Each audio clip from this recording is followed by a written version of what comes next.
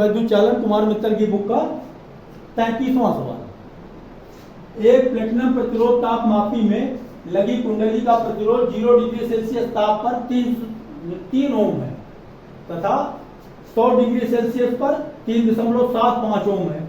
किसी अज्ञात ताप पर इसका प्रतिरोध 3.15 ओम है। अज्ञात ताप की गणना कीजिए।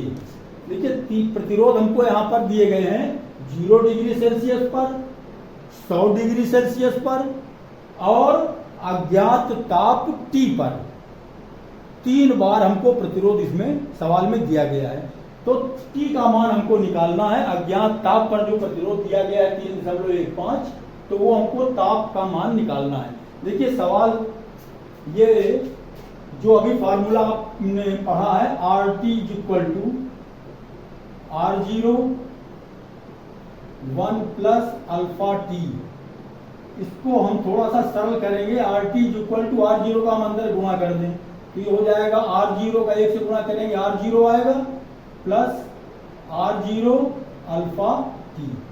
R0 को ट्रांसफर करके इस तरफ ले आओ तो RT minus R0 equal to, ये हमारा सवाल बन गया R0 अल्फा T, समीकरण नंबर 1। अब अगर हम T का मान 100 रख दें, T का मान 100, तो देखिए क्या होगा। T का मान हम 100 लिखेंगे तो ये हो जाएगा हमारा R100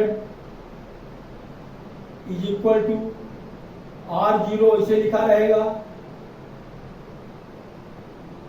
1 plus alpha into 100। R100 is equal to R0 का अंदर गुणा कर दें तो R0 plus R0 alpha into 100, ये हमारा समीकरण 2 बन गया। 2 समीकरण मिल गए हमको। या इसको हम एक बार 2 नंबर इसको ना डालें, अभी हम इसको थोड़ा सा और सरल कर लें। R0 को इस तरफ ट्रांसफर कर लें, R100 minus R0 is equal to R0 alpha into 100, ये समीकरण नंबर 2 बन गया। ये पहला और दूसरा समीकरण। अब इन दोनों समीकरण की सहायता से देखिए हम समीकरण 1 में समीकरण 2 से भाग दे दें। समीकरण 1 में समीकरण 2 से भाग देने पर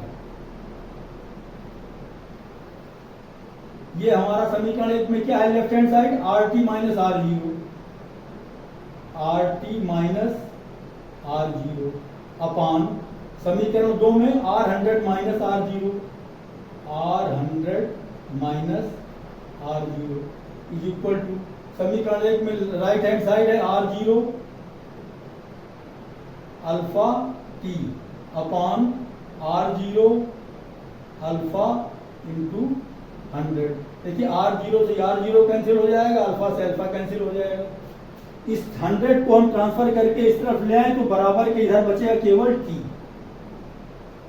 एक तरफ बचा हमारा केवल T और दूसरी तरफ क्या है RT माइनस R0 अपान R100 माइनस R0 इंटू 100।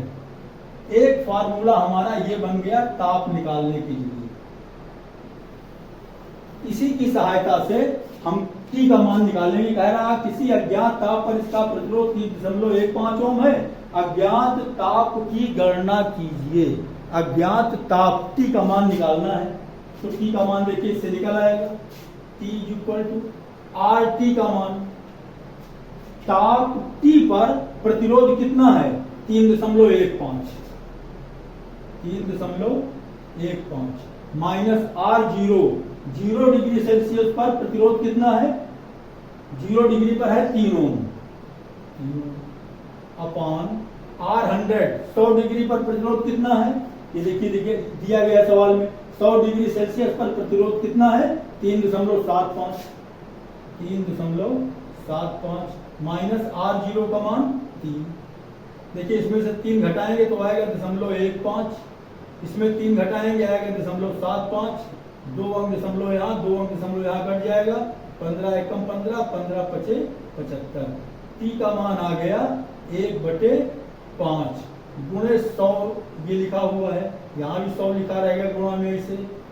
अब ये देखिए 1/5 ना होकर के ये 5 से कट जाएगा, 5 दूनी 10 0 20 आ गया, 20 डिग्री सेल्सियस। यही आपका आंसर आ गया टी का मान।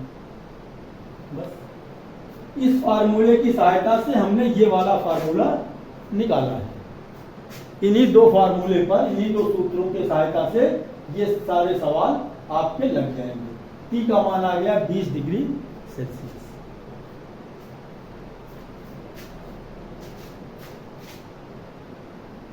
देखिए कुमार मित्तल की बुक से ये वैद्युत चालन इलेक्ट्रिक कंडक्शन का 34वां सवाल है। सवाल की जरा ध्यान से पढ़ना पड़ेगा। एक कार्बन के तंतु का 0 डिग्री सेल्सियस पर प्रतिरोध 104 ओम है। एक कार्बन का कोई फिलामेंट है जिसका 0 डिग्री सेल्सियस पर प्रतिरोध दिया गया है 104 ओम। कह रहा है इसके श्रेणी क्रम में किस प्रतिरोध का लोहे का तंतु जोड़ें। ये जो कार्बन का फिलामेंट है, कार्बन का जो तंतु है, इसके साथ लोहे का एक फिलामेंट जोड़ दिया जाए। कह रहा है कि किस प्रतिरोध का लोहे का तंतु जोड़ें। एक लोहे का फिलामेंट श्रेणी क्रम में जोड़ा जाए, सीरीज में जोड़ा जाए, ताकि संयुक्त तंतु का प्रतिरोध ताप बदलने पर न बदले। टेम्परेचर बदला जाए तो उसका प्रतिरोध न बदले। लोहे का प्रतिरोध ताप गुणांक दिया गया 0.0052 प्रति डिग्री सेल्सियस और कार्बन का दिया गया है .0003 प्रति डिग्री सेल्सियस। देखिए हमको मालूम है, पहले हम कार्बन के लिए लिख लें। कार्बन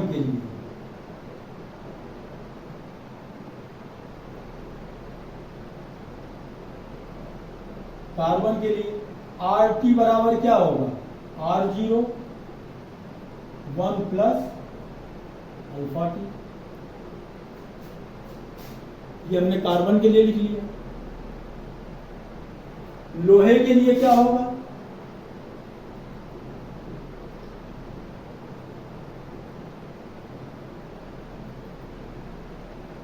इसके लिए भी RT बराबर R0 1 प्लस अल्फा टी। बस एक काम करना पड़ेगा कि ये प्रतिरोध जो लिखा हुआ है इसको हमने R डैश कर दिया लोहे के लिए।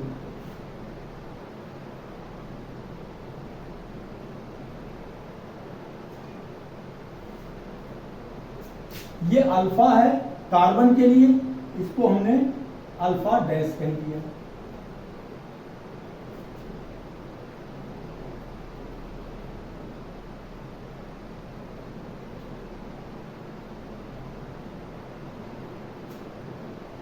अब देखिए इनकी दोनों की सहायता से हमको निकालना है कि जो लोहे का तंतु है, लोहे का जो फिलामेंट है जिसको कार्बन के साथ श्रेणी क्रम में जोड़ा गया है, उसका प्रतिरोध क्या होगा। उसका प्रतिरोध क्या होगा।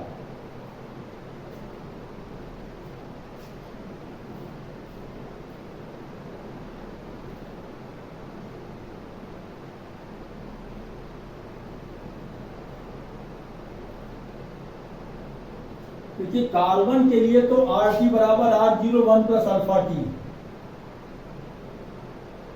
लोहे के लिए हमने मान लिया कि T डिग्री सेल्सियस पर उसका प्रतिरोध R डैश है, 0 डिग्री पर उसका प्रतिरोध ये भी R डैश 0 है और 1 plus alpha T.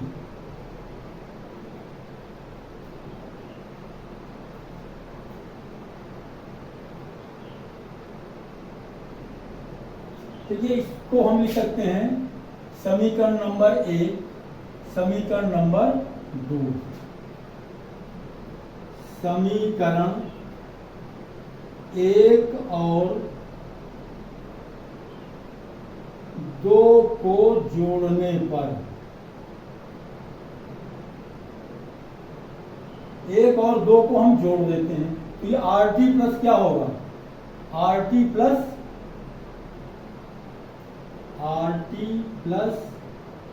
Dash T, R T plus are dash T बराबर आर जीरो का अंदर है तो इसमें हम गुणा कर दें, तो आर जीरो का 1 से गुणा करेंगे तो आएगा r zero plus are zero alpha t, r zero alpha t plus इसको जब जोड़ेंगे तो इसका अंदर गुणा कर देंगे r dash zero plus are dash zero alpha dash T.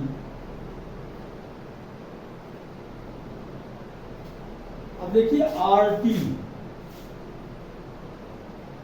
Plus are dash T बराबर are zero plus are dash zero plus, देखिए इसमें और इसमें दोनों में हम टी कॉमन ले लें तो कितना बचेगा यहाँ R zero alpha plus are dash zero alpha dash, R dash zero alpha dash.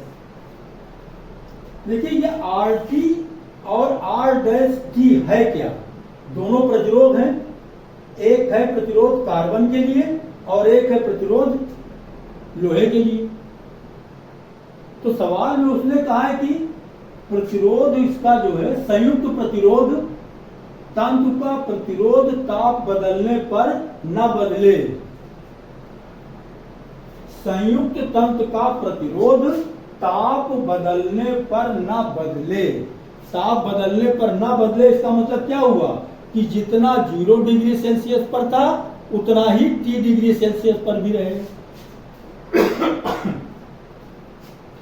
सवाल में देखिए ये चीज जो है संयुक्त तंतु का प्रतिरोध ताप बदलने पर न बदले, ये मेन चीज इसमें समझने वाली है।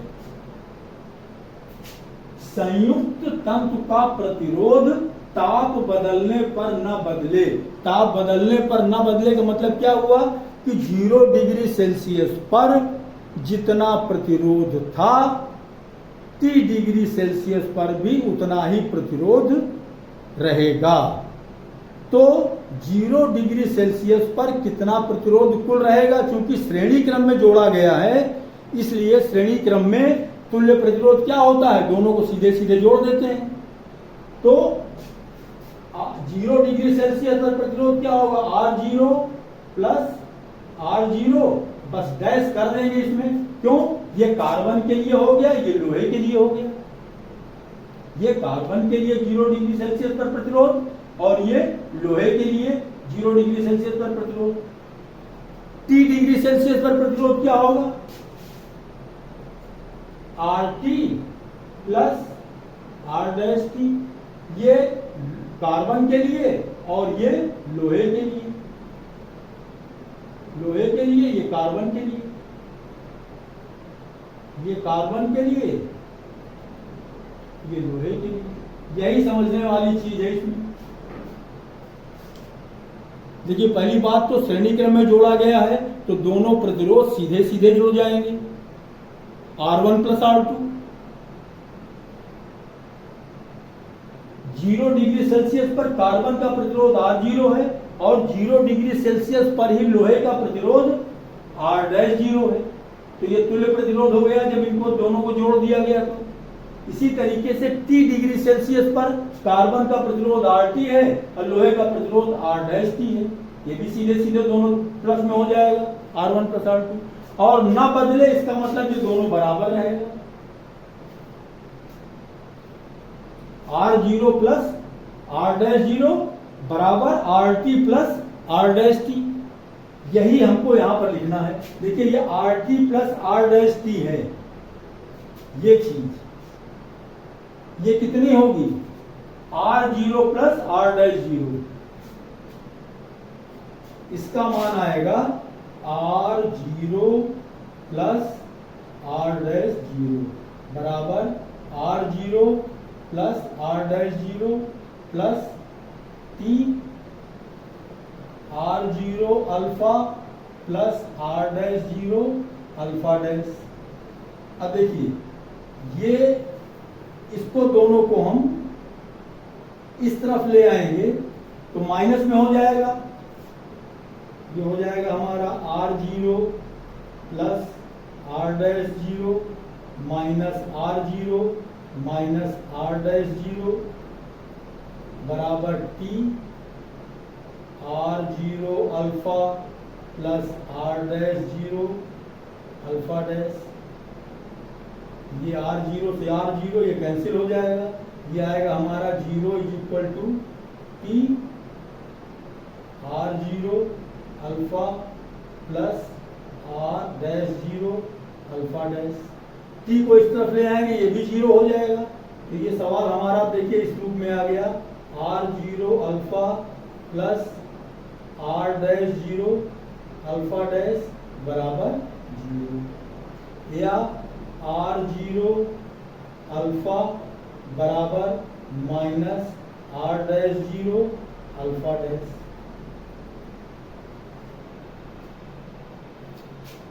कह रहा है कि इसके श्रेणी क्रम में किस प्रतिरोध का लोहे का तंतु जोड़ें। हमको निकालना क्या है, प्रतिरोध निकालना है लोहे का, और लोहे का क्या है R'0। तो अल्फा डैश को इस तरफ ले आओ, अल्फा डैश बराबर क्या हो जाएगा, अल्फा डैश बराबर ये इधर आएगा, ये इधर आएगा, बटे में हो जाएगा R0 अल्फा अपान R'0, ये माइनस में है, माइनस लगा रहेगा इसमें।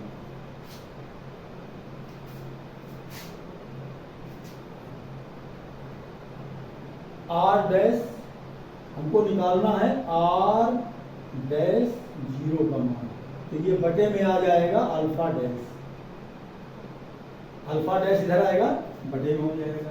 अब देखिए इसको हम मान रख दें सीधे सीधे, R'0 बराबर R0 का मान कितना है, R0 क्या है कार्बन के लिए है, R0 कार्बन के लिए, कार्बन के लिए सवाल में दिया गया है कि 0 डिग्री सेल्सियस पर प्रतिरोध 104 ओम है, R0 का मान 104 ओम गुणा अल्फा का मान, अल्फा किसके लिए है, कार्बन के लिए, कार्बन का कितना दिया गया है प्रतिरोध ताप गुणांक, माइनस में दिया गया है, माइनस में 0.0003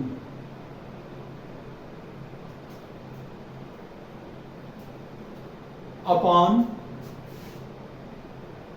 minus alpha dash, alpha dash किसके लिए है, लोहे के लिए, लोहे का प्रतिरोध ताप गुणांक कितना है 0.0052। अब देखिए ये माइनस से ये माइनस प्लस हो जाएगा, दशमलव 1 2 3 4 अंक यहाँ, 1 2 3 4 अंक यहाँ, दशमलव दोनों कैंसिल हो गया, ये आ गया 104 गुणा 3 बटे 52, R'0 का मान आ गया 52 गुना 104, सीधे सीधे कट जाएगा, 52 गुनी 104, R'0 का मान 3 गुना 6 ओम आ गया। R'0 ये क्या है, प्रतिरोध। सवाल में उसने कहा है कि और किसके लिए है, डैश हमने किसके लिए लिखा है, लोहे के लिए। सवाल में उसने कहा है कि लोहे का जो तंतु कार्बन के साथ जोड़ा जाए उसका प्रतिरोध कितना हो, तो उसका प्रतिरोध होगा 6 ओम। ये आपका आंसर है। अच्छा सवाल है, इस सवाल को समझ लीजिए, कायदे से पूछा जा सकता है एग्जाम।